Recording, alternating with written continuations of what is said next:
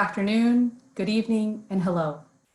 My name is Aparna Gupta, and it is my pleasure to welcome you to the Straus Institute for Dispute Resolution at Pepperdine Caruso School of Law. We are joined today by over 800 participants from time zones around the world, from Cairo, Rio, London, and Delhi. Today, we will be discussing cross-cultural challenges in COVID-19.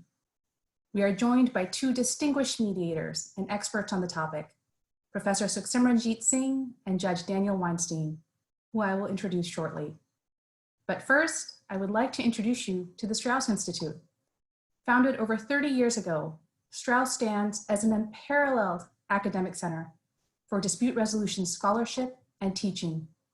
We offer one of the most comprehensive curriculum for students interested in ADR theory and practice.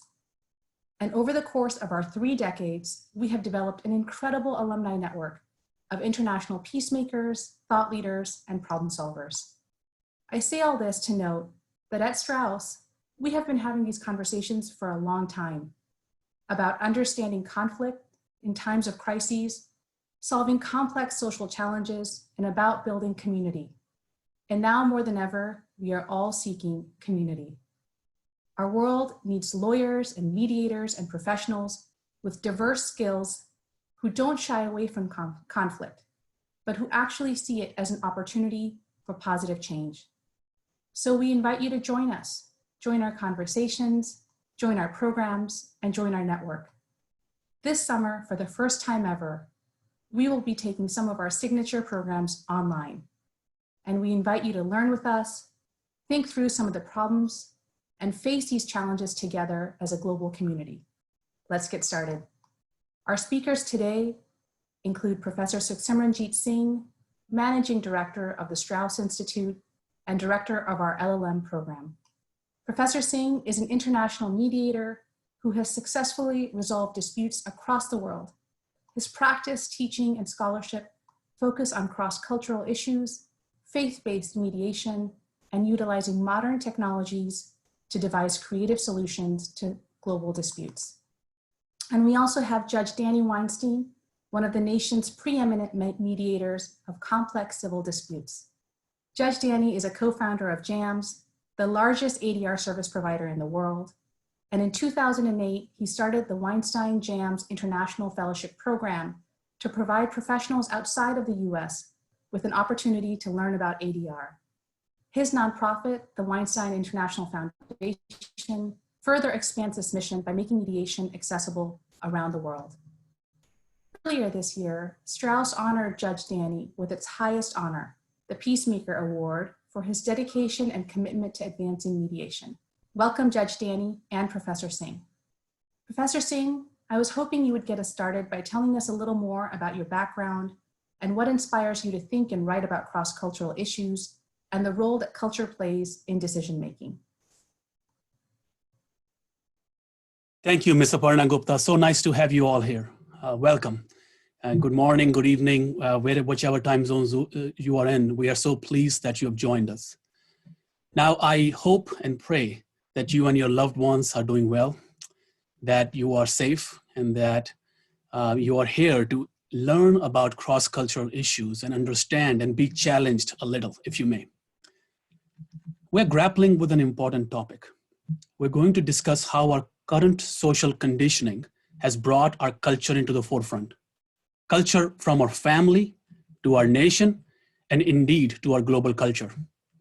Now, as you know, I'm privileged to belong to the Straus family, and I'm so happy to be here today with my dear colleague, and allow me to say my teacher, Judge Danny Weinstein. If I share some of my thinking briefly and invite Judge Danny to comment, here is my thinking.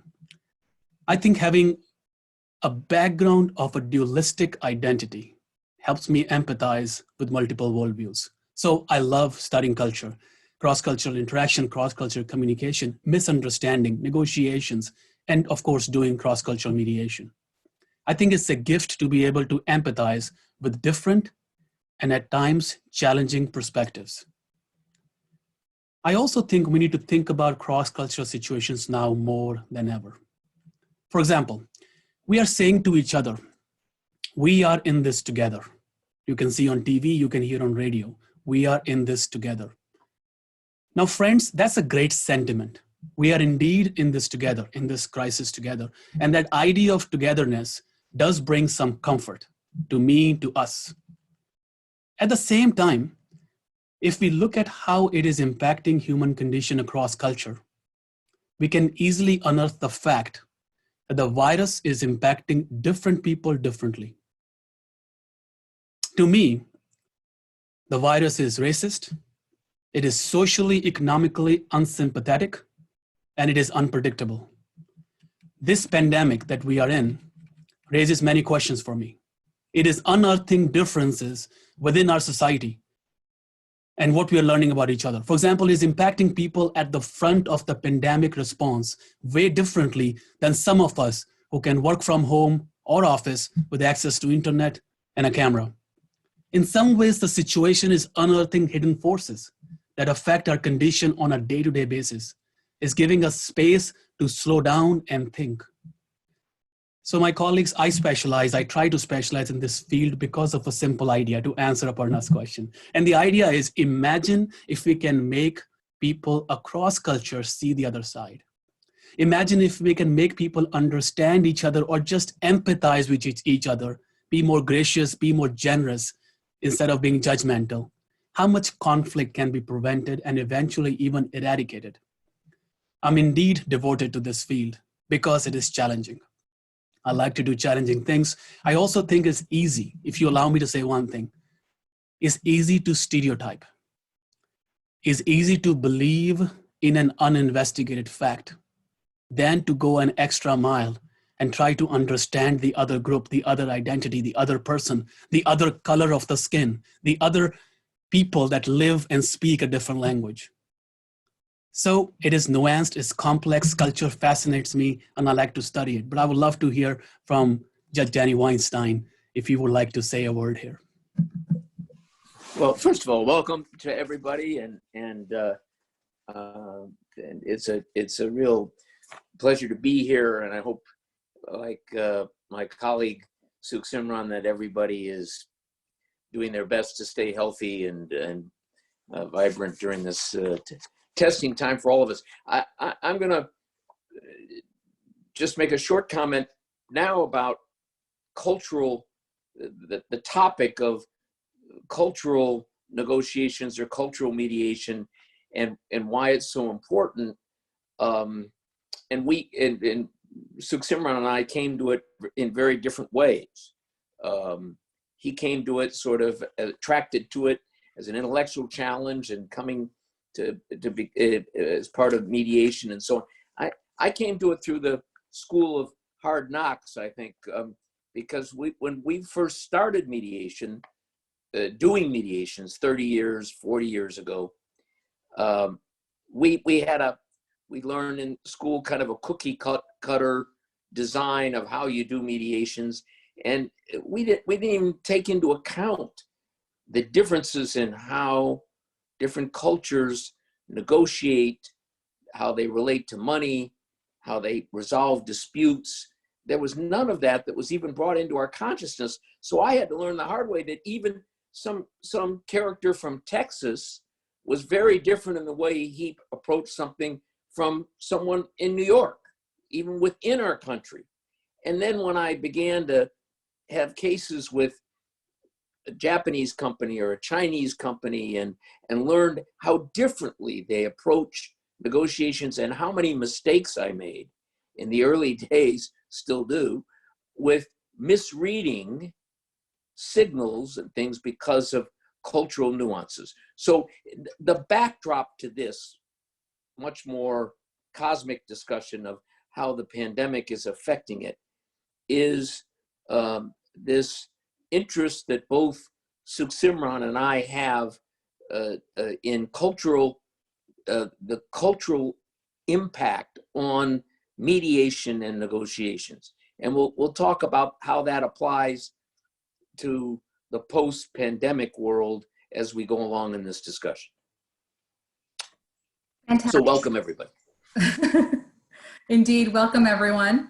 Coming to you next, Professor Singh, How has the pandemic changed the culture in our country, in America, as you have seen it in the last month or 6 weeks that we have, really been embracing, figuring things out here? Thank you. Now that is a difficult question, Aparna. Okay. Let me try to, folks. Allow me to go just a little back and talk about what is culture, and then come to the point of how it is impacting our culture here in America. And please forgive me if I make mistakes. I'm one of the learners here, so we're all learning in this together. So first thing about culture, I think, and I've studied it for 16, 17 years now, I think it's a very unique concept. We don't have a single definition of it. There are 400 definitions of what is culture.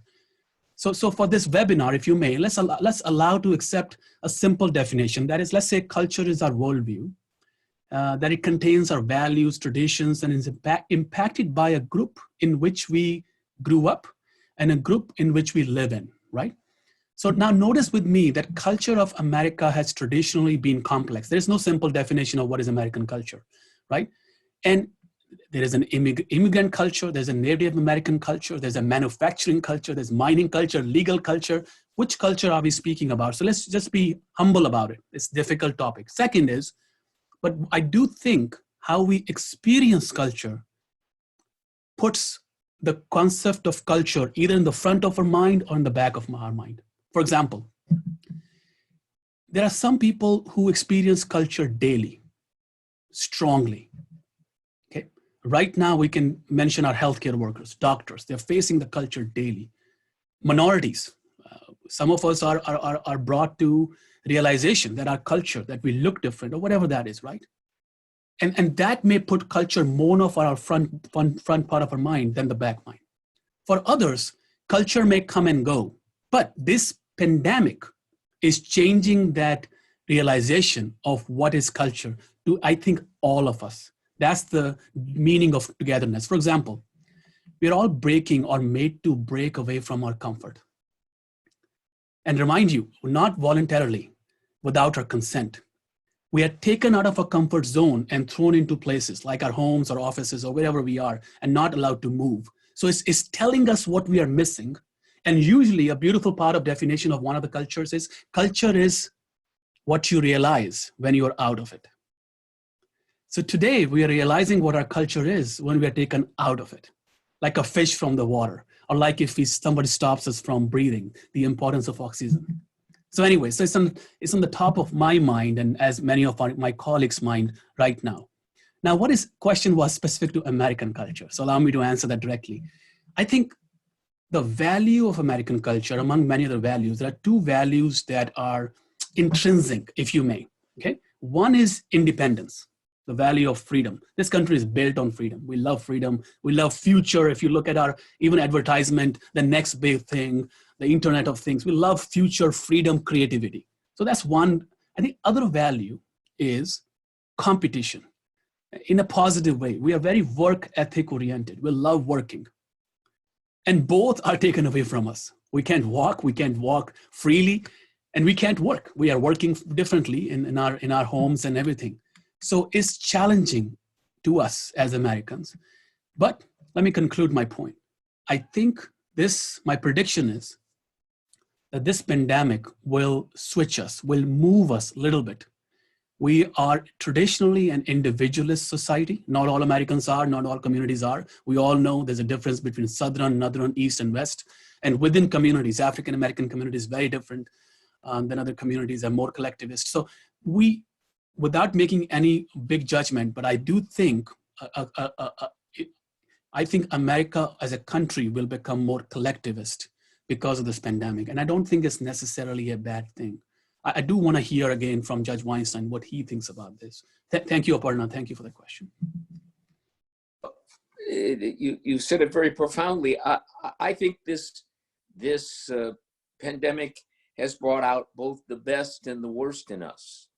And it's interesting just in daily as you watch the news or you experience it to see acts of heroism and sacrifice and communities coming together and people standing on their balconies, banging their pots and pans in recognition of the first responders. And then you've seen some acts of that some people call freedom and individualism, of people ignoring bans or restrictions of people who are hoarding goods and taking advantage of the crisis and so on, and who believe that they define freedom in a way that is in some ways counterproductive to the collective. So this battle of what's going on, we've had a chance to sit and reflect about it as in our culture, as I'm sure other cultures are as they're going through this. It's made us look at, I've always believed that the melting pot, the diversity of this country is its strength and what makes it great. And that if de Tocqueville or the great authors came back today and looked at our country and observed it, it would say that its strength comes from its diversity, but it's also what is challenging us. And that's going to come out, that's been exacerbated by the pandemic in ways that we're going to have to face the post when we get over it, hopefully soon. And it's also focused on what our strengths are. And so you are absolutely correct, Sukhsimran, that's the challenge, and we'll talk later about how that gives mediators and those of us in this world openings that we may not have had before. And that's what's exciting about this shakeup and this time for reflection, and should inspire all of those who are in the mediation world to take advantage of it this time. But we'll talk about that more later. For now, it's just enough, I think, to say you're absolutely correct in defining these cultural traits of our country, and that it can be used as both an incredible strength and something that is admired around the world, and it also can be our downfall if it's misused. Wonderful. Both of you alluded to this. There are cross-cultural conflicts that have gotten exacerbated due to the pandemic during this time. I was wondering if you could talk a little bit more about that and expand on that. And also, Judge, you alluded to, the role that mediators and dispute resolvers can play during this time. So I'd love to get both of your thoughts on what we as professionals, lawyers, mediators, and students can be doing in our local communities during this time when we're in quarantine, and also what we can be doing afterwards when some of the restrictions lift. Thank you. Why don't you go first, Sukhsimran, and then I'll join in. Perfect. Okay, I'll speak for a couple of minutes, Judge. And personally, I think, as we all know, conflict is internal and external. Just like that, the stresses we are facing are internal and external.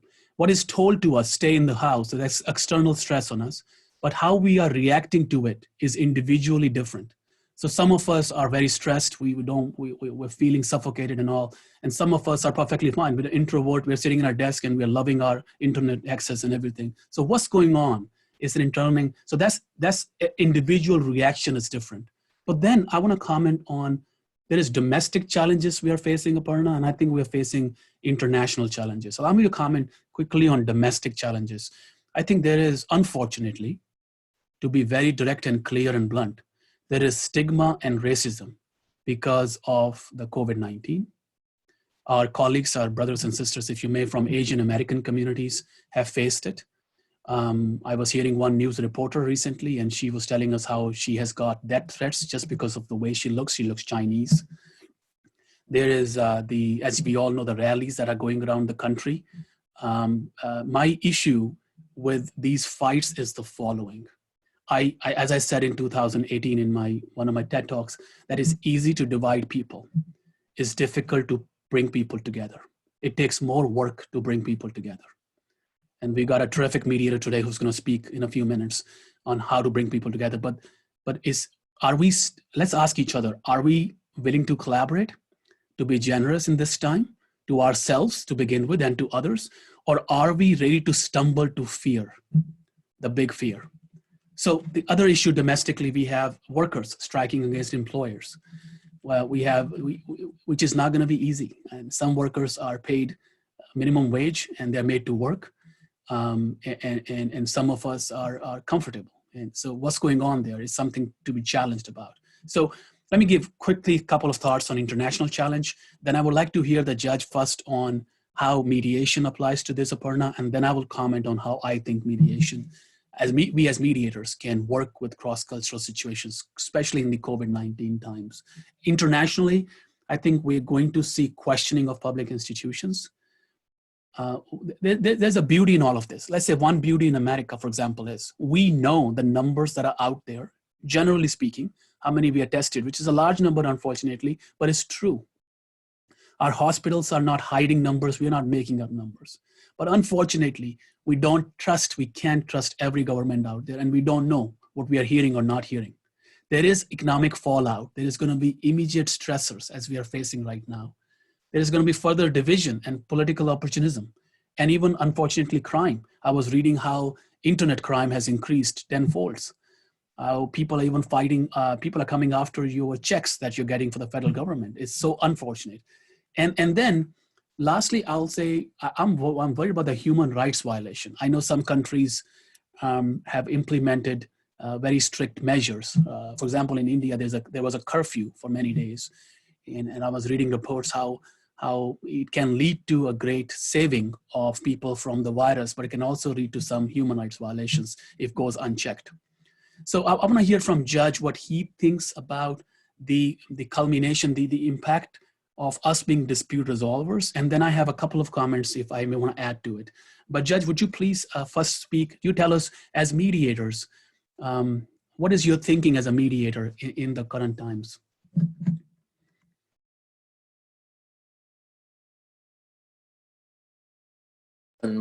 Okay.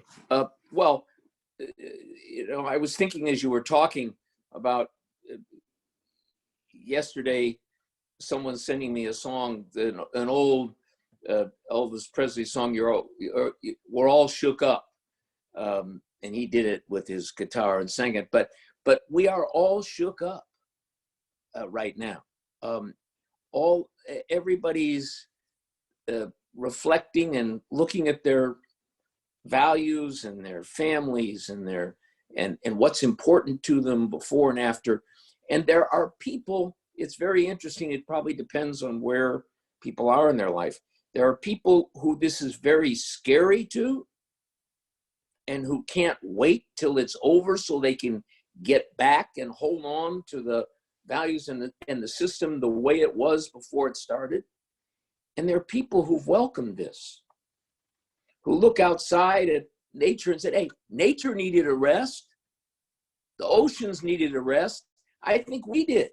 We needed a little time away from some of the hustle bustle and the way we were running our lives. So that's the backdrop to what we as mediators, the world we're facing both as people, as mediators, and the legal system and the disputes that we're going to face when we reemerge. But first it starts with you, because Sukhsimran and other teachers of mediation will tell you that that as mediators or conflict resolvers, a lot depends on what kind of a person you are and your own strength and character as a person. Maybe not as true as lawyers. You can be effective as a lawyer and maybe not have your stuff together. But as a mediator, the more enlightened, the more conscious, the more compassionate, the more prescient you are about the problems in front of you, the more effective you're going to be. And that's really true if you look around and as you develop your mediation skills. You're going to be re-entering a world that I think provides opportunities that didn't exist before. And the legal systems are all going to be harmed and overwhelmed. The economic systems are disrupted. The traditional measures and ways of resolving disputes may not be there in the legal system, and we are perfectly suited to jump in and provide a innovative, creative, thoughtful way of resolving many of the disputes that are going to arise. But here's the warning. It's going to take, first of all, a good deal of courage to enter that world. It's going to take a lot of creativity that didn't exist before. The old standards may not work. Who are the stakeholders? You're going to have to think about, who do you bring into disputes? How do you get people to the table? Some of the same challenges, but there'll be different people. There'll be different standards. The legal system may have different rules. And the economic forces that drive so much of what we're talking about may have changed. Whoever thought that oil would be minus dollars a barrel? All of our energy systems changing. And this opens up opportunities for us that didn't exist before. And at the end of this, we'll talk about some specific examples of the kinds of things I think mediators can do. But you who are in this world of dispute resolution ought to see this pandemic as an opportunity. Let's just talk about the word foreseeability. Foreseeability of disputes and of world dimensions has to change now. We have to realize that we don't what can't we control, and how do we protect against it as best we can, and how are we going to get people to trust in future deals and so on that we make based on the new world that we're entering. So for you mediators out there, and I will love to talk about some specific examples, it's an enormous opportunity. But use this time to learn more about yourself, more about the values that you will do, more about what your relationship is to conflict resolution, so that when you head out now into this new world, whether it's in a domestic dispute that's arisen while people have been sheltered together, whether it's a landlord-tenant thing of how we're going to redefine those worlds and what happens, whether it's something dealing with the oceans nearby or protecting the gains that we've made in the natural world and the polluted skies, no matter what it is, it's going to take your participation, but you should be excited about it and inspired about it. Because let me just say one last thing. One of the good things that's happened in the last 5 years, 10 years around the world, whether it's the Singapore Agreement, whether it's in law schools where they're teaching mediation, whether it's at institutes like Pepperdine and Straus, where they're leading the world in providing these kinds of opportunities. Mediation's happening. I tell people, hey, it's happening, folks. The forces of the old litigation system aren't gonna knock us down anymore. Mediation is happening. And so you're entering a world and an audience that is much more amenable than it used to be to the kinds of skills you have. But you're going to have to redefine them, rehome them, and alter them to this new world that you're entering. But you're entering a much more friendly environment for mediation. So I'll turn it back to you. Thank you, Judge. And two quick comments. I want to reflect back on what Judge just said, and also we are hearing enthusiasm from you. Do you want to ask some questions? And I'm just working with my team as I can. We will take some questions. We just want to hear you. We know many of you have questions, and we don't know how many questions we can take. There are more than 400 people here, but we will try to do some questions as we do. So Judge Dorotea from Brazil, we got your question and I'll try to answer it in a minute. So first, Judge Weinstein just reflected on a question that was asked, which is what mediation skills we need to address this current conflict, okay? So his answer is beautiful. He used the word courage. And I totally support it. I think without courage, and we mediators are courageous. We won't enter into a room full of emotion, full of stress, full of disagreement, full of, I'm gonna hit you right now. And we won't enter if we are not courageous. So absolutely, let's look within ourselves and apply that courage to the current system where we are in. So, and the second point Judge mentioned is flexibility. And I truly believe in that. I think as a mediator, my quality, if you ask me deeply, if there's one quality I have, it'll be improvisation. For example, right now my internet crashes or something happens, I'm gonna be fine. I'll open up something else, I'll go somewhere else, open up my phone and talk to you. That flexibility comes being a mediator, and we all know that. I wanna add 3 quick points to it and let Aparna ask another question and maybe ask Judge Dorotea a question from Brazil as answer that question as well. But 3 points. I think one is impartiality. We have to remember we are trained in mediation ethics.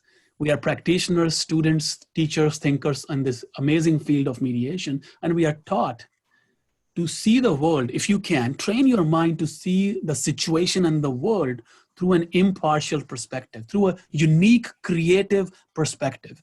And this world needs that, not only in terms of practicing, in terms of teaching. When you see someone who's talking stupid things about other party just because of the way they look in this current climate of fear and uncertainty and uncomfortableness, you need to get up and say, even with 6 feet distance or 7, you can still talk and say, that's not right. This is not how we are, who we are. And you as a mediator, I think, can jump in at that point, not just in your mediations, in real life situations as well. Second, I think you and us as mediators are also taught to be creative. We are taught to look for solutions in the middle of when people give up. We call it impasse breaking and being brainstorming and whatnot.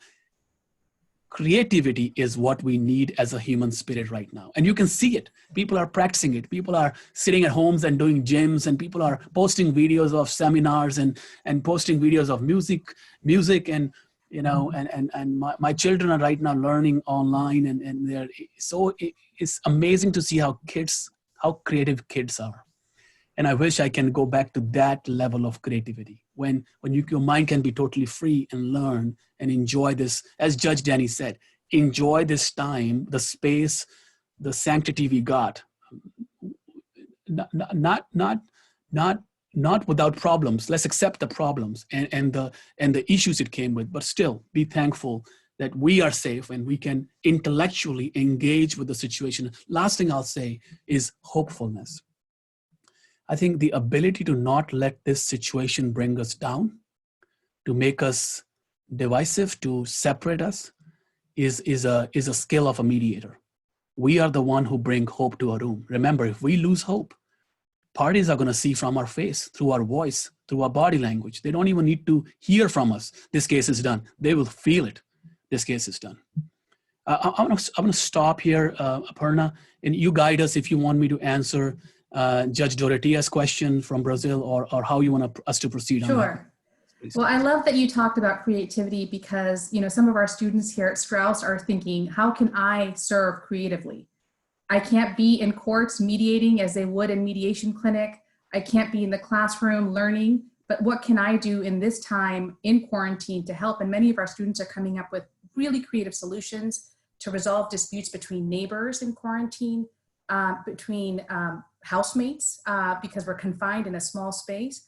And so at Straus, we're really thinking about how we can use platforms, and you know, our students are really leading the way to thinking creatively of really leading the charge and mediating online. I will field the next question to Judge Danny and ask, this is actually from Judge Dorotea from Brazil, who is a federal judge there and also an alum of Straus. He wanted to ask Judge Danny, how do you think this pandemic will affect the judiciary and the judicial mediation programs in general around the world? And I will just add, how do you think this pandemic will affect the legal system more broadly? Well, the legal systems had to accommodate, like all of us. I mean, they're becoming more modern. They're holding some hearings by Zoom, and they're doing more and more electronics. But I think the legal system is going to be really shaken. I know it will be in our country.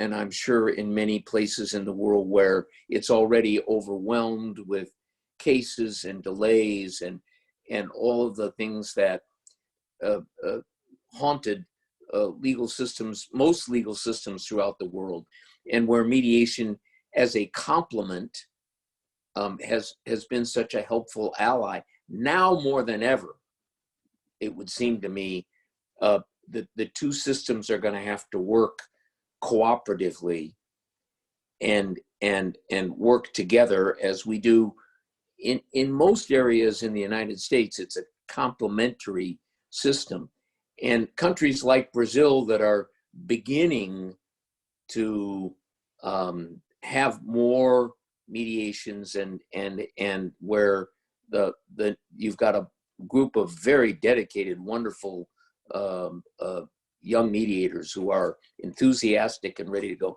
They're going to have to take initiative to create programs that allow people that allow people speedy, quick access to resolve disputes. You talk about what's going on even during the pandemic, that we can use these wonderful new tools we have of Zoom and other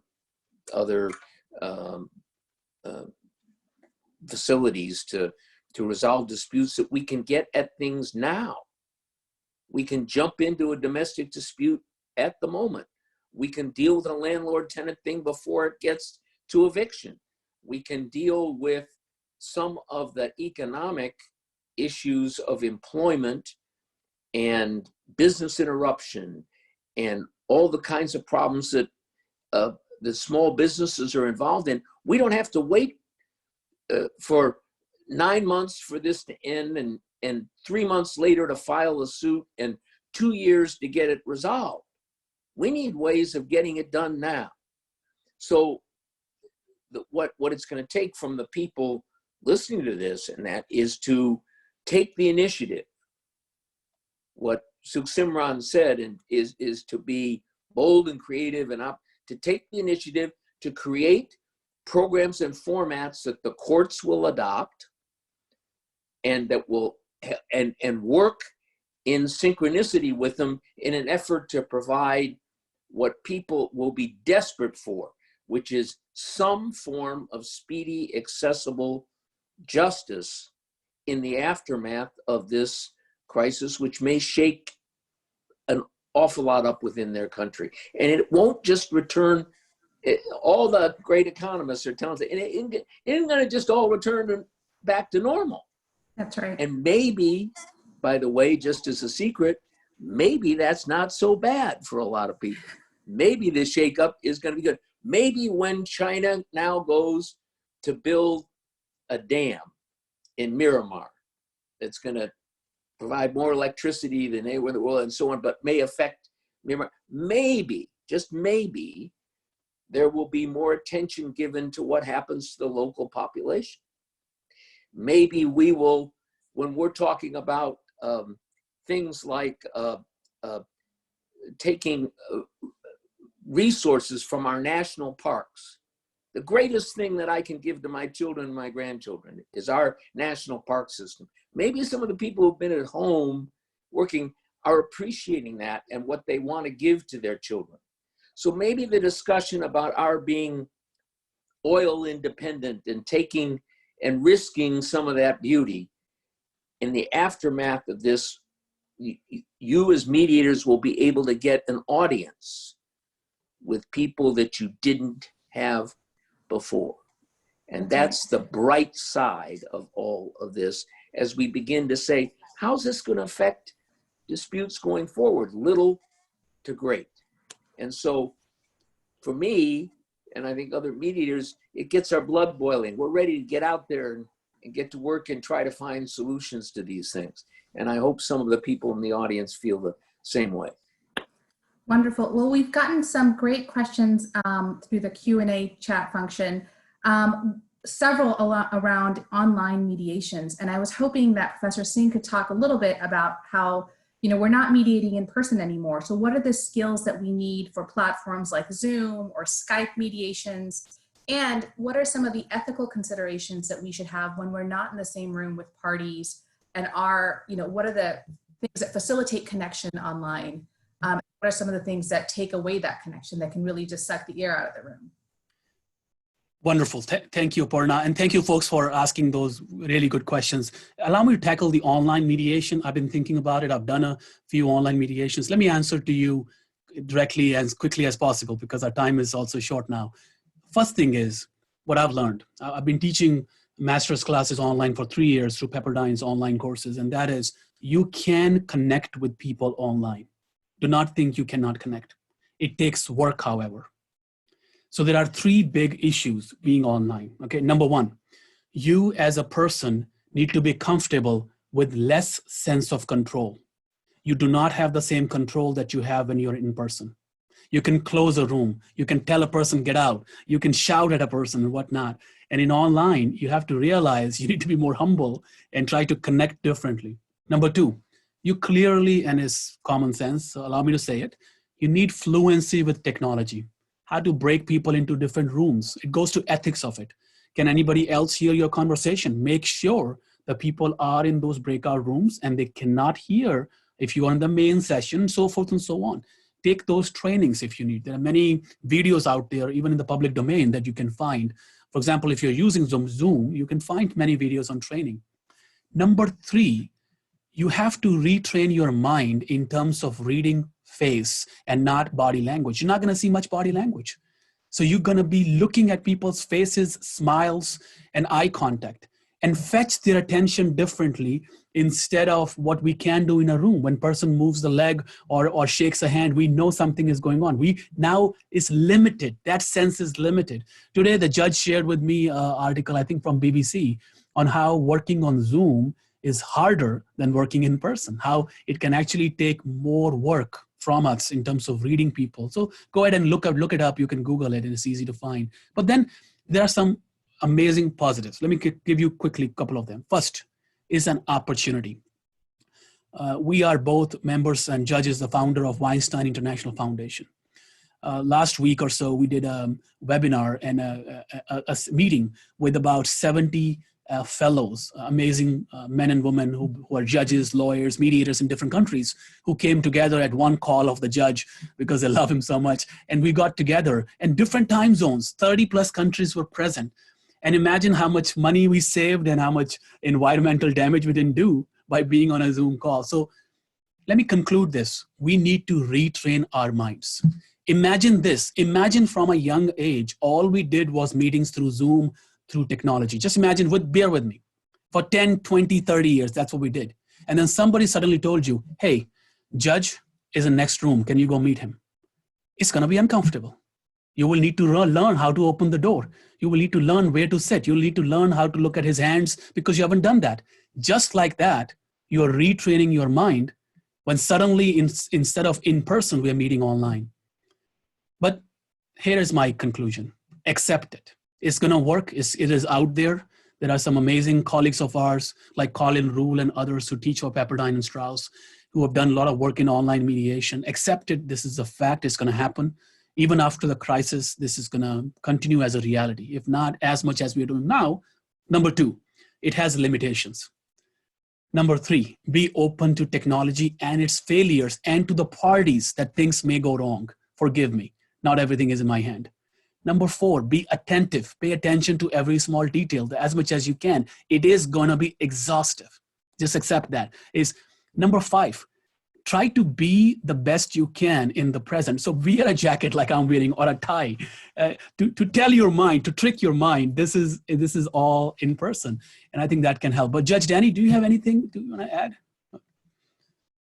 That's one of the best summaries I think of online and the challenges that it and opportunities it provides. I've just, it goes in just one of my Chinese colleagues, when we were talking about this, reminded me that the symbol, I hope I'm correct, of in China for crisis is the same symbol as the one for opportunity. And they're the same, the same letter, the same symbol.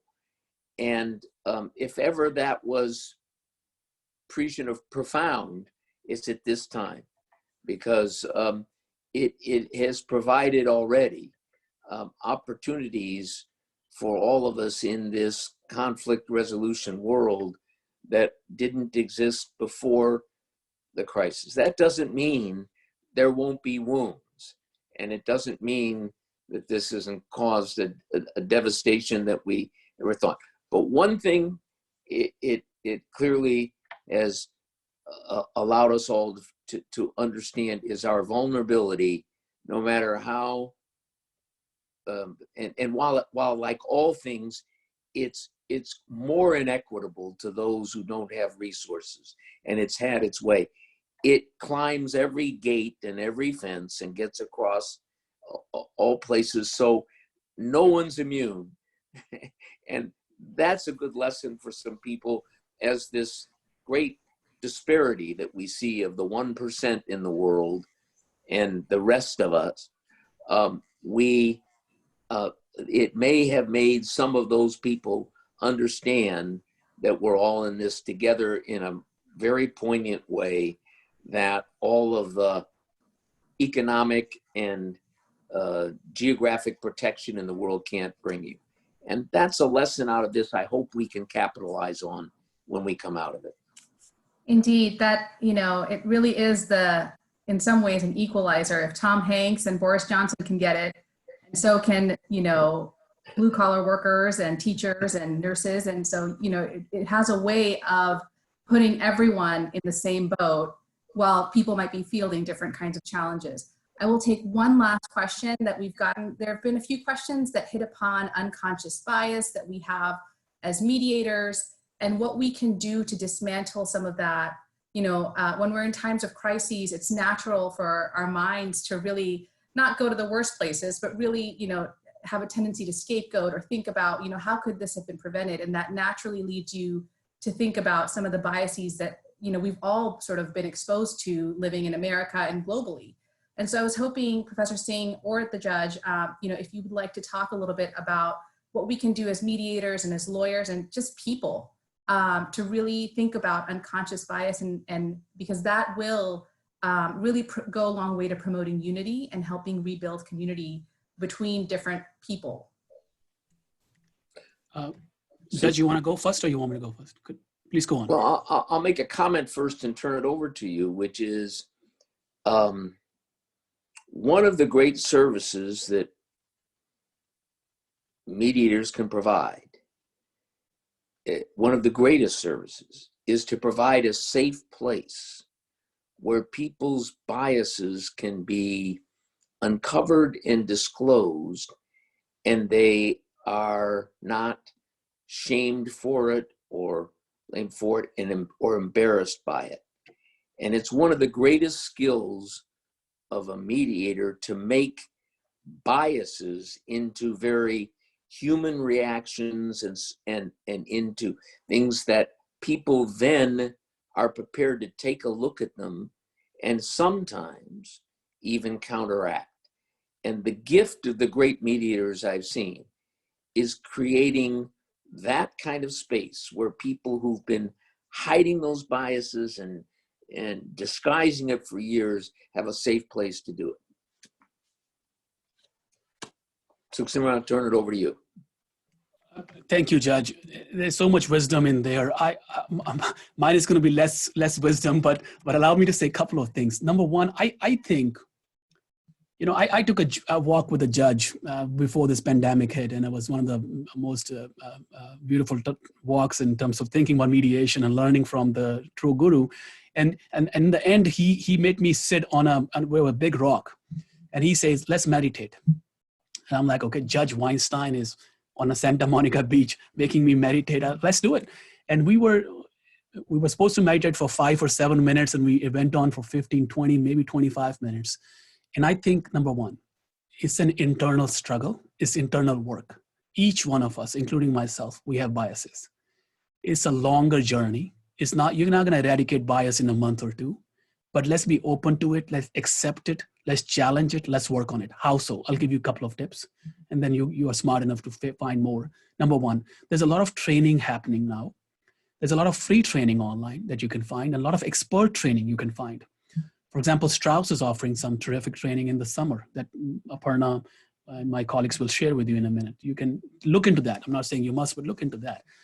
There is a lot of thinking about meditation and contemplative practices, right? There is a lot of thinking about talking to your mentors and friends and families. You know, one of my good friends is my father and my mother. And I'm talking to them every day. I had never had that opportunity till this COVID-19 hit. And it's just been a beautiful time of my life in the last few weeks, just listening to my father. And he's an expert in India as a president of a university, but just listening to his wisdom. And it was always there. It was always there, but I was not listening. So I'll stop there. I think that you folks will take it away from where it is. Aparna, back to you. Judge, such a pleasure to be here. I just want to add this for me too. When you talked about the chance to connect with your parents, of course, those of us who are older and our parents are deceased don't that opportunity. But one of the things missing greatly in our culture, we started this talking about culture, is respect or veneration of elders. It's still in some communities, in some places, but not as what I would call part of our culture, is that we revere elders and elder people and so on. And whether it's your Uncle Mort that you sit on his knee, or just the spokesperson in the village or so on, there's very little veneration in this stay young forever world that we all live in, putting different kinds of cosmetics and things on and growing your hair and all that kind of stuff. But which I could try. The one of the things that hopefully this has helped a little bit with is out of the protective feeling toward elders, because they're the most vulnerable, but also some connection between young people and older that has restored some old tribal respect for the elders in their community. So that's one of the hopes that, one of the things that I have felt was sorely lacking. I've tried to inculcate it with my own grandchildren and with my nieces and nephews and so on, and say, you know, that how important that is, not always successfully, but trying to do it. And so maybe that's one of the good side effects that will come out of this. So. Absolutely. Like, I feel like, veneration for elders. I also feel like there's like a duty element that's been brought in about what is my duty to my community? What is my duty to my family? How can I serve others? There's this whole collectivism that has really come in because of this pandemic. And that's been one of the very, very slim sort of silver linings in all of this. Well, I really wanted to thank all of you, especially our panelists, for sharing your ideas and expertise with us. It was such an inspiring conversation in this really uncertain time. I want to thank all of our participants for joining us and showing us that these issues matter to you. They matter in your communities. And I want to walk you through a couple of different ways that you can stay connected with us. If you look in the chat, we will be posting a link to our summer programs. Please take a quick look. We have something called the Professional Skills Program. We've had it for about 33 years. It's our signature training event. Every summer, we have hundreds of professionals come to our campus for the event. And of course, this year, we are taking this training online, offering it to a global audience.